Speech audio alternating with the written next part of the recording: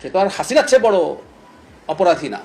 হাসিনাও যদি বাংলাদেশে আসেন, উনি তো বলছেন ডিসেম্বরে আসবেন, আমি বহুবার বলেছি তিনি যদি আসেন পূর্ণ নিরাপত্তার সাথে তিনি আসবেন, পূর্ণ নিরাপত্তার সাথে তিনি বিচারিক প্রক্রিয়ায় যাবেন, পূর্ণ অধিকার ভোগ করবেন বিচারিক প্রক্রিয়ায়। সাকিব আল হাসান যদি দেশে আসেন, আপনার কি মনে হয় উনি নিরাপত্তাহীন থাকবেন? আপনি কি জবাবটা দিন তো। মানে ভালো খেলোয়াড় হতে পারেন, উনি একজন নষ্ট পচে যাওয়া মানুষ, যে মানুষ হাসিনার সাথে অ্যালাইন্ড হয় এবং এখনও অ্যালাইন্ড থাকেন।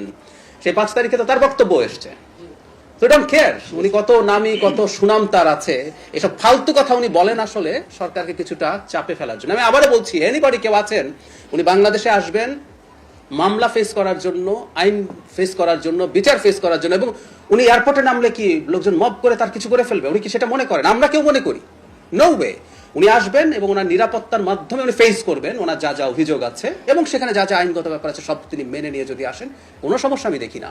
এই প্রত্যেকটা কথা আসলে আমাদের এই সরকারের বিরুদ্ধে প্রোপাগান্ডা, মানে যে মানুষটা স্টিল হাসিনার সাথে অ্যালাইন্ড হয়ে কথা বলে সেগুলো বলবে, উই ডোন্ট কেয়ার।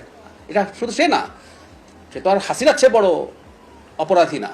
হাসিনাও যদি বাংলাদেশে আসেন, উনি তো বলছেন ডিসেম্বরে আসবেন, আমি বহুবার বলেছি তিনি যদি আসেন পূর্ণ নিরাপত্তার সাথে তিনি আসবেন, পূর্ণ নিরাপত্তার সাথে তিনি বিচারিক প্রক্রিয়ায় যাবেন, পূর্ণ অধিকার ভোগ করবেন বিচারিক প্রক্রিয়ায়, যা যা করা দরকার। তারপর আদালত যে সিদ্ধান্ত নেবে সেটা আমরা সবাই মেনে নেব। আমরা হাসিনার মতো একটা মাফিয়া রেজিম এই দেশে আর দেখতে চাই না, এটা না ভবিষ্যতেও হতে দেব না। কোনো ফ্যাসিস্ট মাফিয়া রেজিম না, এটা একটা গণতান্ত্রিক রাষ্ট্র। এখানে সবচেয়ে বিভৎস অপরাধীটাও তার নাগরিক অধিকার যা যা পাওয়ার, সাংবিধানিক অধিকার যা যা পাওয়ার, সেটা সাকিব আল হাসান হোক